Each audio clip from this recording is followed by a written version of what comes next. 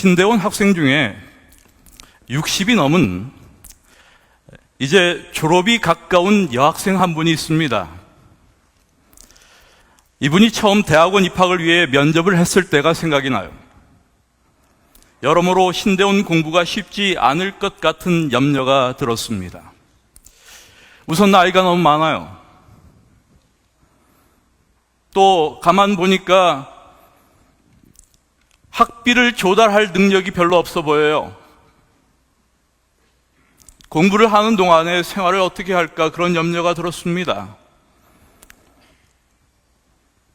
제가 그 당시에 대학원 책임자로 있었기 때문에 이런 분이 들어오면 바로 그 부담은 제게 돌아오는 것이었습니다. 제가 처음 만난 분이었지만 그러나 분명 믿음과 복음에 대한 열정이 특심하다는 생각이 들었습니다. 이분은 지난 10년 동안 32번 박람회에 부스를 차려놓고 건강 세미나와 건강 요리를 소개하면서 선교 책자를 전했습니다. 그리고 그러한 박람회 선교 경험을 글로써 겁 없는 아줌마가 박람회에 간 이유라는 제목의 책을 신대원 재학 중에 내었습니다. 이 겁 없는 아줌마가 다름 아니라 이정희 집사입니다. 이분의 남편 역시 장로로서 신대원에 재학 중이며 이분들은 부부 학생이에요. 이분들은 지금 학업 중에 하나님의 나라를 바라보며 선교적 사명을 가슴에 품고 원주 지역에서 교회를 개척하고 있습니다. 무엇이 이들로 이런 선교적 열심을 갖게 했을까? 그리스도의 사랑, 하나님의 은혜, 이런 것이 아닐까? 왜냐하면 전도는 하나님의 사랑과 은총에 대한 자연적 반응이기 때문입니다. 이런 의미에서 전도는 마음에서 시작됩니다. 사람들은 머리에 있는 것이 아니라 마음에 있는 이야기를 말하기 때문입니다. 하나님께서 나를 구원하기 위해 행하신 일들, 나에게 베푸신 그분의 은총, 하나님 안에 사는 나의 삶의 기쁨, 이런 것들은 다 마음에 있는 이야기입니다. 이런 마음에 있는 예수님에 관한 모든 사실들을 전하는 것이 다름 아니라 전도입니다. 그분의 삶과 성품에 대한 모든 것을 증거하는 것이죠. 그러므로 전도에 대한 열망은 의무감이나 헌신에서 나오는 것이 아니라 내가 받은 사랑의 기쁨에서 나오는 것입니다. 바울에게도 이것이 이유였습니다. 그리스도의 사랑이 우리를 강권하시는도다. 우리가 너무나 익숙하게 잘 아는 말씀이 아닙니까? 강권하다. 다른 말로 촉구하는 것이죠. 적극적으로 동기를 부여한다라는 의미를 가지고 있습니다. 그리스도의 사랑이 우리를 강권한다. 여러분, 세상에는 사랑 때문에 하지 않을 수 없는 일들이 있습니다. 우리를 향하신 그리스도의 사랑, 하나님의 은혜 때문에 우리는 받은 사랑과 은혜를 또한 다른 이들에게 전하고자 하는 것이 아닙니까? 처음 받은 은혜가 그렇듯 값없이 조건 없이 주고자 하는 것이 우리의 마음이 아닙니까? 불행하게도 이 시대 교회 신자들의 문제가 무엇일까? 우리가 어떤 하나님의 은혜를 받았고 그리스도인으로 이 땅에서 살아가는 그 존재의 의미가 무엇인지, 저는 이런 것들을 우리가 많이 잊고 산 것이 아닌가 하는 생각이 듭니다. 우리가 어떤 부르심을 받았는지, 망각한 것이죠. 이런 의미에서 우리는 어떤 소명을 받았으며 주님께서 세우신 교회의 존재 이유가 무엇인지를 다시 한번 상기하는 것은 이제 코로나의 이 우울한 시대에서 벗어나기 위해서라도 필요하다고 생각합니다. 뿐만 아니라 우리에게 전도의 의미와 그 중요성에 대한 바른 이해가 없다면 우리는 그리스도의 교회로서의 중요한 소명뿐 아니라 그 특권적 유익을 잃어버릴 수 있기 때문입니다. 일반적으로 우리는 선교를 생각할 때 그것을 우리가 혹은 내가 하는 것으로 생각합니다.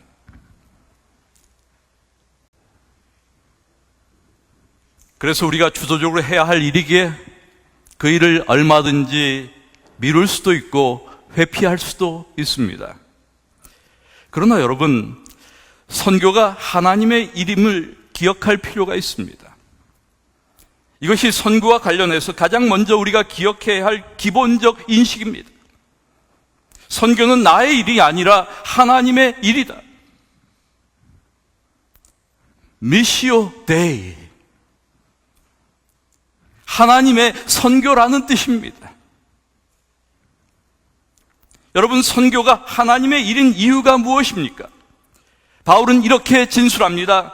디모데전서 2장 3절과 4절의 말씀에서 이것이 우리 구주 하나님 앞에 선하고 받으실 만한 것이니 라는 말씀과 더불어서 이런 진술을 하고 있습니다. 하나님은 모든 사람이 구원을 받으며 진리를 아는 데 이르기를 원하신다. 이것이 이유입니다. 하나님께서는 모든 사람이 구원을 받으며 진리를 아는 데 이르기를 원하시기 때문이다.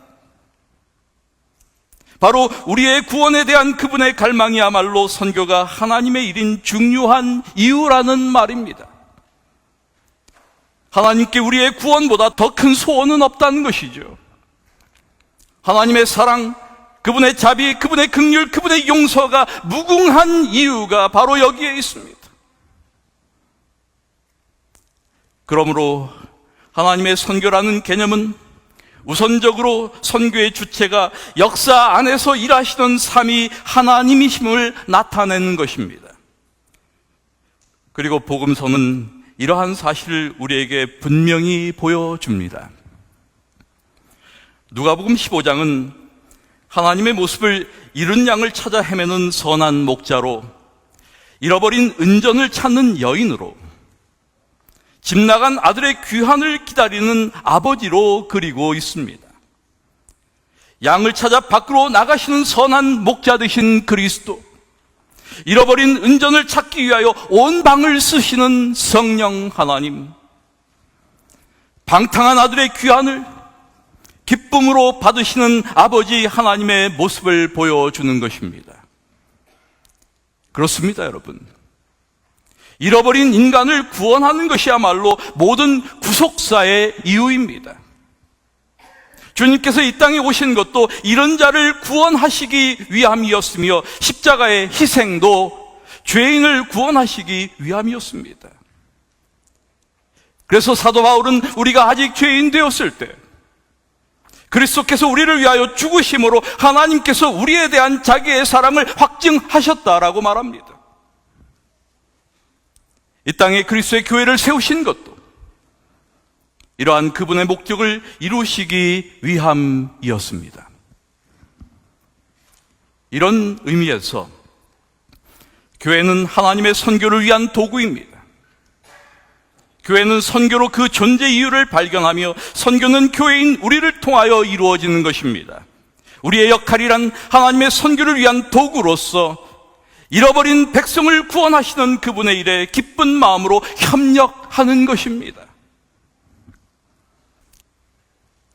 선교가 하나님께서 하시는 일이라면 왜 우리는 전도할까?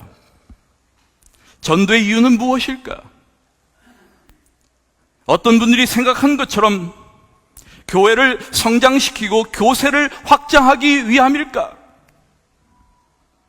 그래서 수침자 수를 늘리고 교회를 성장시켜 인정을 받고 유명해지기 위함일까? 이런 것이 교회가 전도를 강조하는 이유라고 한다면 여러분 안 하셔도 됩니다. 여러분, 우리가 하나님의 선교에 동참하는 것, 그것은 우리의 유익을 위한 하나님의 초청이며 명령이기 때문입니다. 하늘로 올라가시기 전 주님은 제자들에게 너희는 온 천하에 다니며 만민에게 복음을 전파하라고 명령하셨습니다. 예수님께서 전도를 얼마나 중요하게 여기시는가를 보여주는 한 일화가 있어요. 아주 흥미로운 일화예요. 어떤 사람이 주님을 따르겠다고 왔습니다. 그런데 그가 먼저 예수님께 부친상을 치르고 따르겠다고 말합니다. 나로 먼저 가서 내 부친을 장사하게 허락하옵소서. 여러분, 우리의 삶에서 부친상을 치르는 것, 이보다 시급하고 중요한 일이 어디에 있습니까? 아버지의 장례를 치른 후 따르겠다는 이 사람의 명분은 누구도 반대할 수 없는 적절한 것이었습니다. 이보다 좋은 명분이 어디에 있습니까? 그런데 예수님은 참 이상하게 대답하셨어요. 예수님의 이 반응은 정말 비상식적으로 보일 정도입니다. 주님은 죽은 자들로 죽은 자를 장사하게 하라, 이러한 명령을 하시고, 그 다음에 너는 가서 하나님의 나라를 전파하라, 이렇게 말씀하시는 것입니다. 왜 이렇게 말씀하셨을까?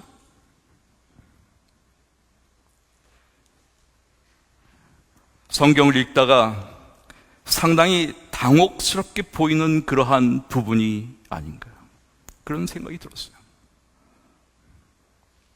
이 부분에 대한 다양한 해석이 가능하겠지만, 이러한 말씀을 통하여 예수님은 그분의 제자에게 하나님 나라를 전파하는 일, 곧 전도는 장례를 치르는 것보다 더 중요한 것이다 라고 하는 사실을 알려주신 것입니다. 예수님은 전도를 최우선 순위에 두신 것입니다. 그러므로 여러분, 우리에게 전도에 대한 열정이 없다면 우리는 그리스도를 따르는 사람이 아닙니다. 전도는 그리스도께 대한 우리의 충성됨의 표지입니다. 전도에 대한 열정은 그리스도께 대한 열정입니다. 다시 전도의 이유를 생각합니다. 왜 우리는 전도해야 할까? 그것은 전도가 잃어버린 자를 구원하는 유일한 방법이기 때문입니다. 그렇습니다. 하나님의 자녀들이 잃어버린 바 되었기 때문에 전도해야 합니다. 그래서 바울은 이렇게 말합니다. 누구든지 주의 이름을 부르는 자는 구원을 얻으리라. 그런즉 저희가 믿지 아니하는 이를 어찌 부르리요? 듣지도 못한 이를 어찌 믿으리요? 전파하는 자가 없이 어찌 들으리요? 또한 고린도전서 1장 21절에서 바울은 이렇게 이야기합니다. 하나님의 지혜에 있어서는 이 세상이 자기 지혜로 하나님을 알지 못하는 거로 하나님께서 전도에 미련한 것으로 믿는 자들을 구원하시기를 기뻐하셨다. 그렇습니다, 여러분. 그리스도인은 잃어버린 자들을 찾아가는 하나님의 연결고리입니다. 수많은 사람들이 우리의 전도에 의존되어 있습니다. 내 믿지 않는 남편이, 내 믿지 않는 아내가, 내 불신 자녀들이, 내 형제와 친지들이, 내 친구와 이웃들이 우리에게 달려 있다는 것입니다. 여러분, 그리스도를 사랑하는 사람들, 그들은 언제나 하나님을 기쁘시게 하기 원합니다. 저도 주님을 사랑합니다. 그래서 늘 그런 생각을 합니다. 그러면서 하나님을 기쁘시게 하는 것이 무엇일까를 곰곰이 생각해 봅니다. 우리는 하나님께서 죄인이 구원받을 때 기뻐하심을 기억해야 합니다. 사람들에게 구원의 복음을 전함으로 하나님의 마음에 기쁨을 드릴 수 있다. 여러분, 우리가 이것이 하나님을 기쁘시게 하는 중요한 비결 가운데 하나입니다. 예수님께서는 이러한 사실을 누가복음 15장의 비유를 통하여 분명히 이미 말씀하셨습니다.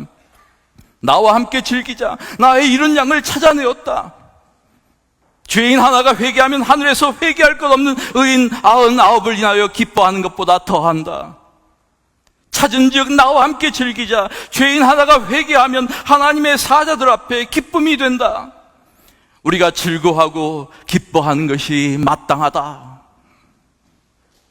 이런 모든 이야기들이 다 무엇과 관련되어 있습니까? 엘렌 화이트는 이렇게 말합니다.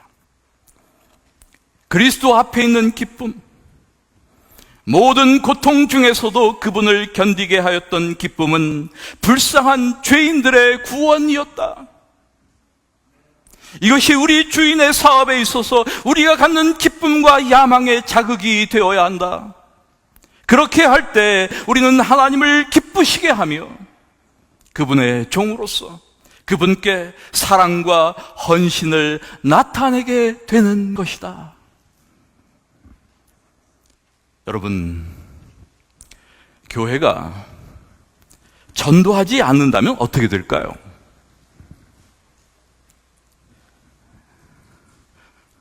우리는 충분히 짐작할 수가 있습니다. 교회는 바리새 종교가 되고 맙니다. 여러분, 이 바리새인들, 그들은 매우 종교적인 사람들이었습니다. 기도와 예배를 드리던 사람들이었습니다. 그러나 전도하지는 않는 사람들이었습니다.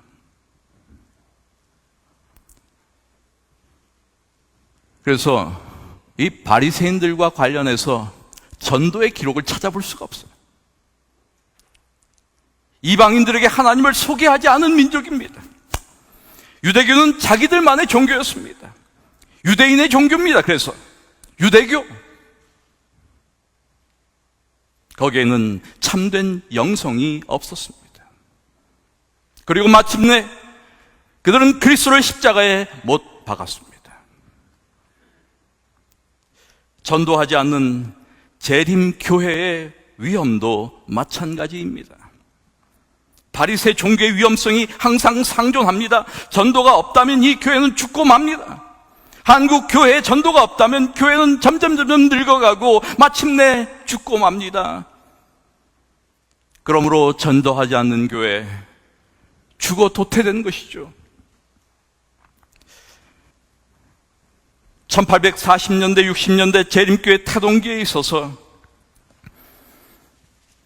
재림교회와 대단히 비슷한 이름을 가진 한 교회가 있었습니다. Seventh Day Adventist, 이게 우리의 교회 이름이라고 한다면 또 다른 한 교회가 있었어요. Seventh Day Baptist Church, 제7일 침례교회라는 교회가 있었습니다. 사실 제7일 침례교회는 재림교회보다 먼저 있던 교회였습니다. 재림교회는 제7일 침례교회를 통해서 안식일의 기별을 받아들였습니다. 당연히 이 당시에 제7일 침례교회는 재림교회보다 더 많은 신자들을 가진 교단이었습니다.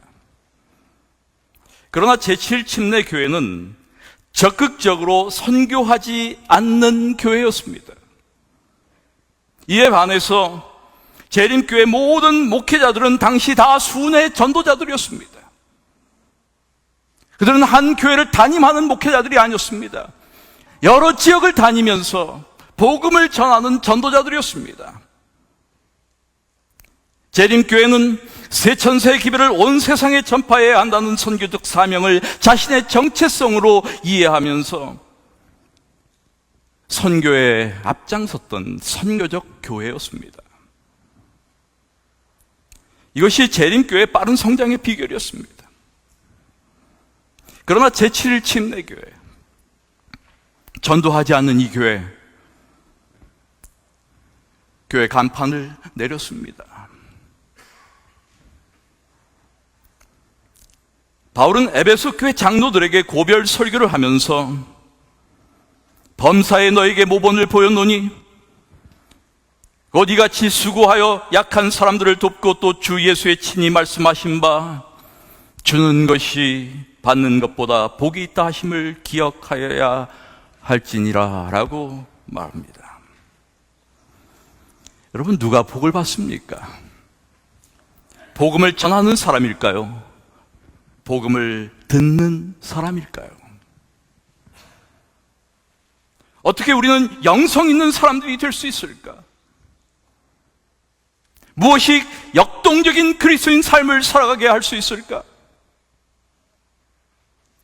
오늘 때로는 우리 자신들의 영적인 삶을 들여다볼 때마다 왜 우리는 이렇게 침체된 그러한 삶을 살고 있을까에 대하여 고민합니다. 왜 우리 안에는 그런 역동성이 느껴지지 않을까? 왜 우리의 영성은 이렇게 초라할까? 무엇이 문제일까? 여러분, 가만 보니까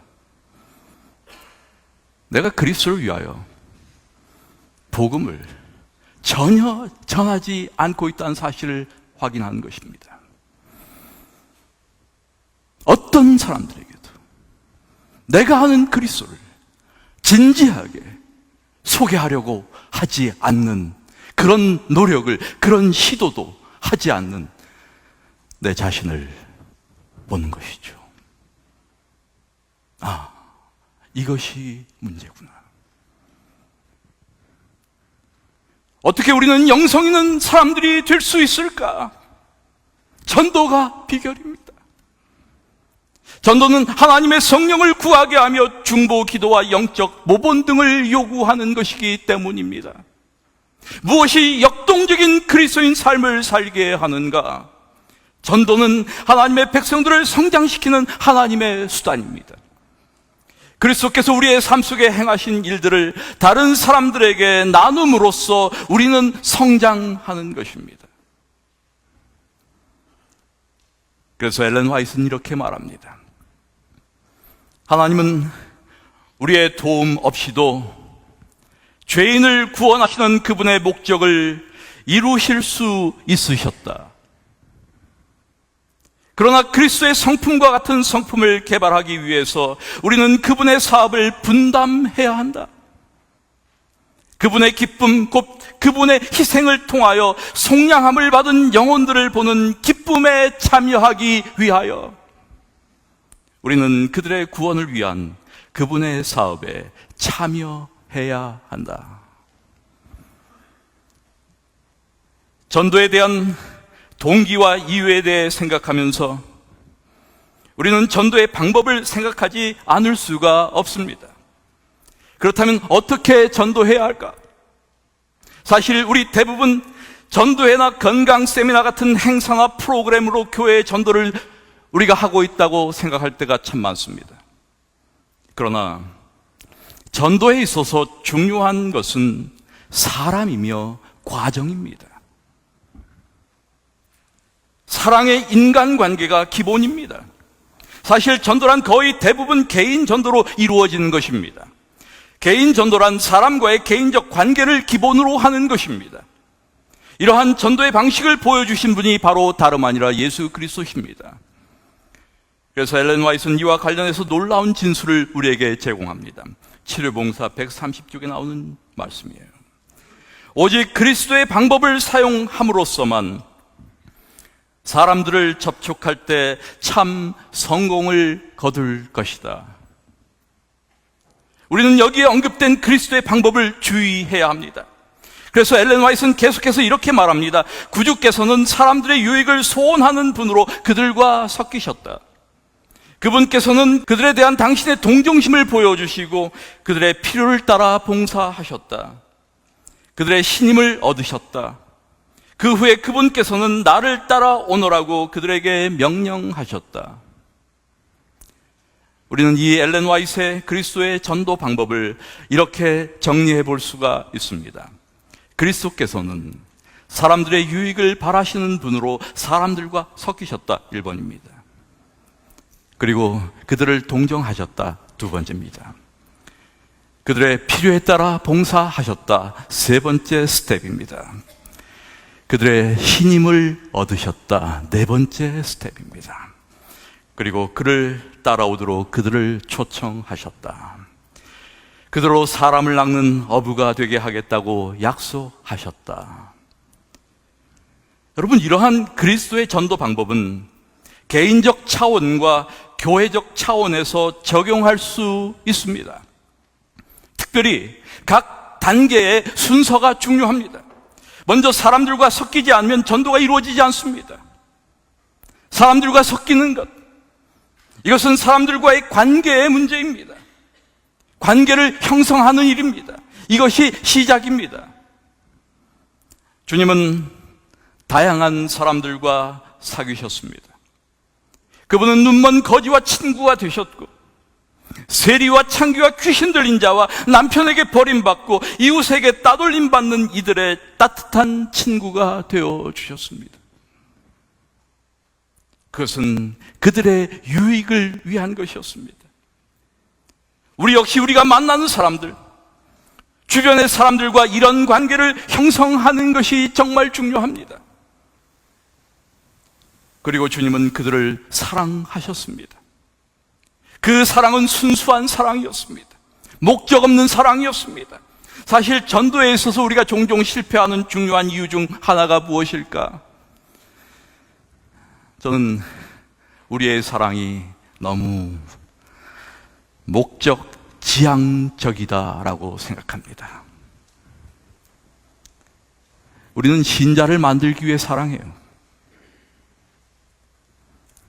그래서 잘 해주다가도 교회 나올 가망이 없어 보이면 바로 거기에서 중단하는 것이 보통입니다.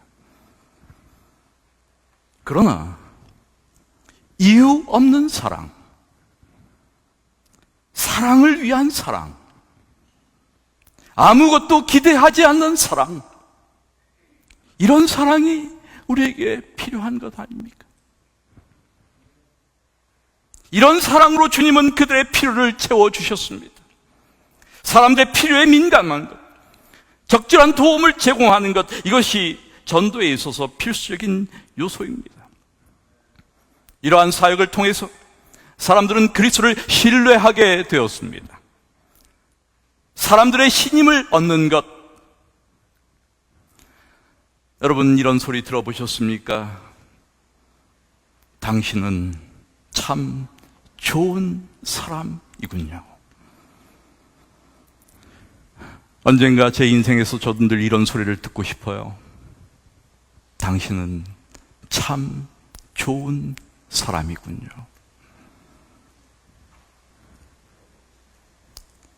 다른 말로 하면 당신은 진짜 예수쟁이 맞군요.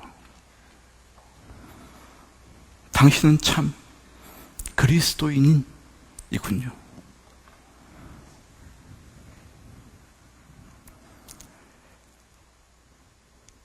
여러분, 이 단계까지 가지 않고는 우리는 사람들을 그리스도께 나오도록, 교회에 나오도록 초청할 수 없습니다. 이런 관계가 형성되지 않은 상황에서 사람들은 우리의 초청에 귀를 기울이지 않습니다. 그래서 전도는 너무 급하게 이루어지는 것이 아닙니다. 때로는 많은 시간이 필요합니다. 이런 관계를 형성하는 것이 중요합니다. 예수님은 바로 이 지점에서 그분을 따라오도록 초청하시는 것입니다. 여러분, 이것이 그리스도의 전도 방법이었습니다. 결국 이것은 어떤 전도 프로그램이 아닌 우리의 삶을 통하여 이루어지는 전도입니다. 전도는 세상의 빛으로 소금으로 살아가는 그리스도인들을 통하여 자연스럽게 이루어지는 것입니다. 많은 분들이 전도에 대하여 부담을 느끼고 있거나 두려움을 가지고 있습니다. 어떤 분들은 부적합성에 대한 두려움을 가지고 있습니다. 전도를 위해 준비가 되어 있지 않다고 생각하거나 전도가 자기의 일이 아니라고 생각하는 것입니다. 어떤 분들은 거절에 대한 두려움을 가지고 있습니다. 또한 실패에 대한 두려움을 가지고 있습니다. 그러나 우리가 기억해야 할 것이 하나 있어요. 선교는 우리의 일이 아니라 하나님의 일이라는 것입니다. 내가 하는 것이 아닙니다. 그것이 하나님의 일이며 하나님의 선교입니다. 그러므로 선교에 참여하는 우리에게 하나님이 우리에게 주신 것은 바울은 이렇게 말합니다. 두려워하는 마음이 아니요, 오직 능력과 사랑과 근신하는 마음을 하나님께서 우리에게 제공하신다라고 말합니다. 하나님의 능력은 우리의 부적합성을 없애주는 것입니다. 그분의 사랑은 거절에 대한 공포를 없애주는 것입니다. 근신하는 마음은 실패를 없애줍니다.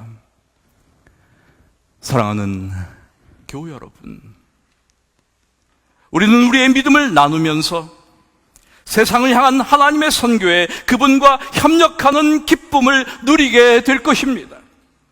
하나님의 사랑을 증언할 때 우리는 사람들에게 구원의 기회를 제공할 뿐 아니라 하나님의 은혜와 진리를 더 뚜렷이 알게 될 것입니다. 전도를 통하여 우리는 영적으로 더욱 성장하는 경험을 얻게 될 것입니다. 우리는 어떤 교회가 되어야 할까? 세상으로 들어가는 교회, 하나님의 심장 소리와 발자국 소리를 세밀하게 우리가 듣는다면 우리는 교회에 모인 이유가 복음을 전하러 나가기 위함임을 알게 될 것입니다. 우리 대학교회가 찾기까지 찾아 나서는 움직이는 교회가 되어야 하지 않을까요? 마지막으로 보고 싶은 말씀이 하나 있습니다. 이것은 사도 요한의 증거입니다. 사랑에는 두려움이 없습니다. 완전한 사랑은 오히려 두려움을 내쫓습니다. 두려움은 벌받을 일을 생각할 때 생기는 것입니다. 그러므로 두려워하는 것은 아직 사랑을 완성하지 못한 증거입니다. 우리가 사랑하는 것은 하나님께서 먼저 우리를 사랑해 주셨기 때문입니다. 그리고 이 말씀을 저는 이렇게 읽고 싶습니다. 우리가 전도하는 것은 하나님께서 먼저 우리를 전도해 주셨기 때문입니다. 그렇습니다, 여러분. 전도는 곧 사랑입니다. 말씀을 마칩니다.